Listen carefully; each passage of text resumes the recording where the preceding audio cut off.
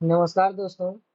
छात्र शिक्षक पाठशाला के इस यूट्यूब चैनल में आपका एक बार फिर से स्वागत है। मैं पुष्पराज कुमार आप लोगों को इस चैनल से जितने भी लोग पहले से जुड़े हुए हैं उनको मैं धन्यवाद देना चाहता हूँ, और जो भी मित्र हमसे अभी तक जुड़े हुए हैं उन सभी को एक बार फिर से धन्यवाद देना चाहता हूँ। और आज का ये वीडियो बनाने का जो पर्पस है वह बिहार शिक्षक नियमावली 2023 आखिर क्या आन पड़ी सरकार को एकदम एकाएक ये वीडियो इसलिए बनाया जा रहा है कि क्यों, मतलब बहुत दिनों से इसको पेंडिंग में रखा गया था और एकाएक लागू कर दिया गया। तो इन सभी बातों पर हम लोग चर्चा करेंगे इस वीडियो में। और जैसा कि जितने भी हमारे सब्सक्राइबर हैं और जो हमारे चैनल के साथ नए बने हुए हैं इस वीडियो में, उन सभी से मैं एक बात बता देना चाहता हूँ। मेरा परिचय, मेरा नाम पुष्पराज कुमार है। मैं बिहार सरकार में एक कार्यरत शिक्षक हूँ, 6 to 8, और मैंने बीएड किया है। आज मैं अपना परिचय इसलिए दे रहा हूँ, और मैंने बीटेक, सीटेट और एस्टेट सभी क्वालिफाई किया। तो ये परिचय देने का एकमात्र मकसद यह है कि इस नियमावली में जो आगामी शिक्षक जो बहाल होंगे, या फिर हम ही लोग जब हाई स्कूल और प्लस 2 के लिए जब हम लोग अप्लाई करेंगे, तो उनमें क्या खासियत है, क्या समानता है और क्या अलग अलग बातों को रखा गया है, तो उन सभी बातों को हम लोग इस वीडियो में चर्चा करेंगे। वीडियो लंबा होगा, इसलिए हमने उस छोटे छोटे बात पे जो कि जिस पर हम लोग चर्चा कर सकते हैं उस पर हम लोग ज़्यादा टाइम नहीं लेंगे और उस पर वर्णन करेंगे।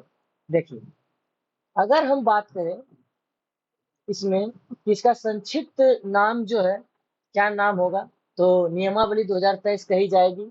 इसमें जो जोड़ा गया है, आखिर क्या क्या जोड़ा गया है, उन सभी बातों को आप लोग देखिएगा। यह नियमावली बिहार राज्य विद्यालय अध्यापक नियुक्ति स्थानांतरण अनुशासनिक कार्रवाई एवं सेवा शर्त नियमावली होगी। ये तो निश्चित ही है कि अगर आप राज्य कर्मी का दर्जा किसी को दे रहे हैं तो उसमें आपको नियुक्ति स्थानांतरण जो भी होगा। परिभाषाएं क्या है, सरकार से भी प्रेरित है, बिहार सरकार से, और प्रशासनिक विभाग से भी, शिक्षा विभाग से प्रेरित है।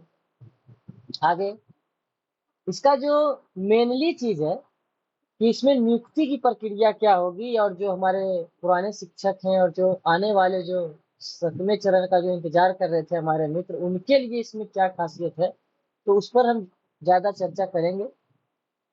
डायरेक्टली हम आप लोगों को लेकर के चलते हैं जहाँ पे कि हम लोगों का मेन मोटिव है, जिसके लिए हमने स्टेट की तैयारी की थी और बहुत दिनों से सपना संजोए थे कि 2 बार स्टेट पास करने के बाद हाई स्कूल में सभी की बहाली होगी। देखिए, 4 सीरियल नंबर में कि विद्यालय अध्यापक के सभी पद सीधी नियुक्ति से भरे जाएंगे। इन सभी में खेला किया गया, आप लोग गौर से थोड़ा सा इसको देखिएगा। विद्यालय अध्यापक के पद पर नियुक्ति हेतु अनिवार्य अहर्ता, मतलब कि क्या अहर्ताएं होंगी, भारत का नागरिक हो और बिहार राज्य का स्थायी निवासी हो। चलिए, इस बार तो इनका धन्यवाद है कि बिहार राज्य के स्थायी निवासी को इन्होंने मौका दिया। आगे कह रहा है कि विद्यालय अध्यापक के पद पर नियुक्ति हेतु राष्ट्रीय अध्यापक शिक्षा परिषद, जिसको एनसीटी बोला जाता है, उससे मान्यता प्राप्त हो। हम इसलिए यह पढ़ रहे हैं कि सभी लोग नियमावली पढ़ चुके हैं, और हम अपने, अगर मेरे तरफ से पूछेगा कि क्या ये नियमावली सही है, तो बिल्कुल भी सही नहीं है, और इसमें बहुत सारे बदलाव होने हैं और होंगे, ये निश्चित होंगे, क्योंकि अभी तक कोई भी व्यक्ति इसको एक्सेप्ट नहीं किया है। आगे बात करें कि राज्य सरकार एवं केंद्र सरकार द्वारा समय समय पर आहूत शिक्षक पात्रता परीक्षा में उत्तीर्ण हो, मतलब वही लोग इसमें एलिजिबल होंगे जो बीटेक, सीटेट, एस्टेट वगैरह वगैरह पास करके रखे हुए। आयु सीमा है कि न्यूनतम आयु 18 वर्ष एवं कोटि बार अधिकतम आयु सीमा वही होगी जो घर में तय होगा। और उच्च माध्यमिक जो होगा, माध्यमिक उच्च माध्यमिक विद्यालय में न्यूनतम 21 वर्ष, और प्रथम समव्यवहार में अधिकतम आयु सीमा में 10 वर्ष की छूट दे होगी। ये सभी बेकार है, और फिर भी चर्चा कर लेते हैं क्योंकि इसको तो रद्द होना ही है। आगे दिया गया है कि 10 वर्षों की छूट होगी और आरक्षण का जो प्रक्रिया है मेन हम लोग का है नियुक्ति की प्रक्रिया, क्योंकि हम लोग इसी के बिना पर तैयारी कर रहे थे और लग रहा था कि जो नियमावली आएगी उसमें डायरेक्ट हम लोगों को नियुक्ति दे दिया जाएगा। क्या कहा जा रहा है कि शिक्षा विभाग द्वारा विद्यालय विद्यालय अध्यापक के पद पर सीधी नियुक्ति है, तो देखिए सीधी नियुक्ति है तो क्या होगा, तो जिला स्तर पर रिक्त पदों की गणना कर रोस्टर तैयार किया जाएगा और आरक्षण कोटिवार जो है वो आवश्यकता अनुसार आयोग को भेजी जाएगी, मतलब BPSC Bihar public service commission. आगे सीधी भर्ती हेतु प्राप्त अधियाचना के आलोक में आयोग रिक्तियों की संख्या विज्ञापित करेगा, मतलब जो उसको रोस्टर मिलेगा उसके आलोक में जो आयोग होगा उसकी संख्या भी निर्धारित करेगा। आयोग द्वारा विज्ञापित आवेदन पत्र में विद्यालय अध्यापक अभ्यर्थी योग्यता से संबंधित स्वघोषणा के आधार पर उनकी उम्मीदवारी का मूल्यांकन किया जाएगा। देखिए आयोग द्वारा विज्ञापित, जो आयोग विज्ञापित करेगा आवेदन पत्र में, वो विद्यालय अध्यापक अभ्यर्थी द्वारा, विद्यालय अध्यापक अभ्यर्थी मतलब जो टीचर हैं उनके विषय में बोला जा रहा है, योग्यता से संबंधित स्व घोषणा के आधार पर उनकी उम्मीदवारी का मूल्यांकन किया जाएगा। अब देखिए पाठ्यक्रम ये निर्धारित करेगा कौन भाई, तो आयोग पाठ्यक्रम निर्धारित करेगा, प्रश्न पत्र तैयार करेगा। और आगे है परीक्षा के पैटर्न का निर्धारण आयोग द्वारा किया जाएगा, सब चीज आयोग करेंगे। कोई अभ्यर्थी इस नियमावली के अंतर्गत अधिकतम, ये इंपॉर्टेंट है, अधिकतम 3 बार परीक्षा में भाग ले सकेगा। कौन? कोई अभ्यर्थी मतलब जो शिक्षक कार्यरत हैं वो, या जो हमारे रेगुलर बच्चे जो 7th फेज में बहाल हो सकेंगे। देखिए इसमें एक चीज हम आपको बताना चाह रहे हैं, कहाँ तो आप 10 वर्ष की छूट दे रहे थे स्टेट वाले का, जिनका की मतलब वैलिडिटी जो था 2011 में जो पास किए थे, और उस हिसाब से आप यहाँ पे दे रहे हैं कि 3 बार वह परीक्षा में भाग ले सकेगा। ना तो आपका परीक्षा का डेट निर्धारित होता है, अगर परीक्षा का डेट निर्धारित भी होता है तो परीक्षा जो लेते हैं उसका एग्जाम का क्वेश्चन पेपर आउट हो जाता है, बहुत सारे लोगों का एज पार कर गया है। मतलब यह जो नियमावली है यह सरकार द्वारा अपने मन से एक अंदर कमरे में बैठ करके तैयार कर लिया गया है और हम लोगों के सामने परोस दिया गया है। चलिए कोई बात नहीं, पढ़ते हैं। आयोग द्वारा संचालित उक्त परीक्षा के आधार पर की गई अनुशंसा के आलोक में नियुक्ति की जाएगी। आयोग द्वारा की गई अनुशंसा नियुक्ति का अधिकार तब तक नहीं प्रदान करेगी जब तक यथावश्यक प्रमाण पत्र की जांच नहीं हो जाए। अब देखिए इसको पढ़ने का लक्ष्य यहीं तक था।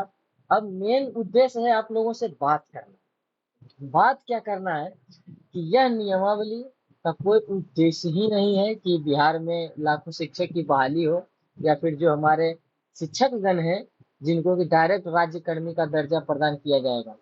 हम 6 to 8 में बहाल हैं और हम ऐसे बहुत सारे टीचर को जान रहे हैं जो दिसंबर में रिटायर हैं, कोई दिसंबर 2023, कोई जून 2023 में रिटायर है, कोई शिक्षा मित्र हैं, और बहुत सारे ऐसे योग्य शिक्षक हैं जिनको 8 से 10 साल हो गया है और उनको प्रधानाध्यापक के पद पर मतलब प्रभारी के तौर पर उन्हें नियुक्त कर दिया गया है, जो कि पूरा स्कूल का कार्य देख रेख कर रहे हैं। अब सोचिए जो शिक्षक आपको मतलब इतने दिनों से आपकी शिक्षा व्यवस्था को लेकर के चल रहा था और आप उनको क्या कहते हैं कि अयोग्य है। चलिए सही बात है, और वो 3 बार परीक्षा दे देंगे, 3 बार में किसी एक बार तो वो योग्य हो जाएंगे और वो बीपीएससी द्वारा नियुक्त हो जाएंगे। मतलब कुछ भी, एक कहावत है कि धीरे धीरे रे मना धीरे सब कुछ होए, और माली सींचे पानी, और थोड़ा सा आप लोग पूरा कर लीजिएगा, ऋतु आवे फल हो। यहाँ पर क्या है कि धीरे धीरे रे बउआ धीरे सब कुछ हो, चचा भतीजा मिल गए सब बेरोजगार हो। मतलब उनको बहाली से कोई मतलब नहीं है, और यह इसलिए लाया गया ताकि हम फिर बता देते हैं कि पिछला वीडियो में हम आप लोगों को क्या बोले थे। पिछला वीडियो में यह बोले थे कि यह चुनावी एजेंडा बनाएगा ताकि आप लोग केस करें, केस करते करते इस बहाली को फंसा दें और फंसा करके आप लोकसभा विधानसभा तक इसको लेकर के जाएं। तो शिक्षक साथियों और हमारे जो नवनियुक्त शिक्षक साथी हैं और जो आने वाले हैं 7th फेज में, उन सभी और तमाम बिहार के शिक्षक संघ नेताओं से अपील है कि सभी को एक होना है और इस नियमावली का पूर्णतः विरोध होना चाहिए और इस पर कोई चर्चा का विषय ही नहीं है। और बहुत खुशी की बात है कि इसको अभी लागू किया गया है ताकि सरकार के पक्ष में विरोध किया जाए। और आप देख ही रहे हैं कि जाति जनगणना का सेकंड फेज 15 तारीख से शुरू होने वाला है, तो हम शिक्षक के हाथ में ही हैं। इसलिए सब लोग एक होइए और इस नियमावली का पूर्णतः विरोध होना चाहिए। और समय समय पर हम आप लोगों से जुड़ते रहेंगे, वीडियो लेकर के आते रहेंगे, और जो भी कोई ऑथेंटिक जानकारी होगा तो निश्चित आप लोगों के सामने हम लेकर के आएंगे। लेकिन एक चीज ध्यान रखिएगा कि यह जो बहाली जान करके यह नियमावली लाया गया था, क्योंकि नीतीश कुमार जी को भी पता है और शिक्षा मंत्री को भी पता है कि इसका विरोध होना ही था। यह विरोध होगा, बच्चे केस करेंगे, आपस में लड़ेंगे। शिक्षक का जो कहते हैं ना कि समान काम समान वेतन, ये सोच रहे शिक्षक को कभी एक होने देना ही नहीं, एक अलग वर्ग की बहाली कर देंगे। फिर उन लोगों में मनमुटाव होगा, स्कूल में एक जगह सब बैठेंगे तो अलग अलग वर्ग के अपने अपने चर्चा करते हैं कि हम बीपीएससी वाले हैं, तो हम शिक्षा मित्र हैं, हम ये हैं, हम वो हैं। और इन सभी में अपने वर्चस्व का ही लड़ाई होता है और बच्चों का पढ़ाई 0 बटा सन्नाटा होता है। तो किस तरह आप गुणवत्तापूर्ण शिक्षा लाएंगे, यह तो ऐसा तो हमको लग रहा है आपका मंशा ही में है कि बच्चे पढ़े, क्योंकि अगर बच्चे पढ़ जाएंगे तो समझदार हो जाएंगे, और निश्चित है जो समझदार व्यक्ति होगा वो आपको वोट तो देगा नहीं। तो ये सरकार की रणनीति है और आप लोगों से मतलब अनुरोध है कि आप लोग एक होइए और यह नियमावली तो वापस होना ही है, क्योंकि यह तय है। सरकार कुछ भी ला करके परस देगी तो थोड़ा है कि हम लोग उसको एक्सेप्ट कर लेंगे। यह लोकतंत्र है और हम भी स्टेट क्वालिफाइड हैं। और जहाँ तक बात होगा तो निश्चित ही हमने 2 बार स्टेट का एग्जाम दिया, एक बार तो कैंसिल हुआ इनका एग्जाम, फिर दोबारा इन्होंने ऑनलाइन लिया और उसमें लिखा हुआ था कि प्रतियोगिता परीक्षा है।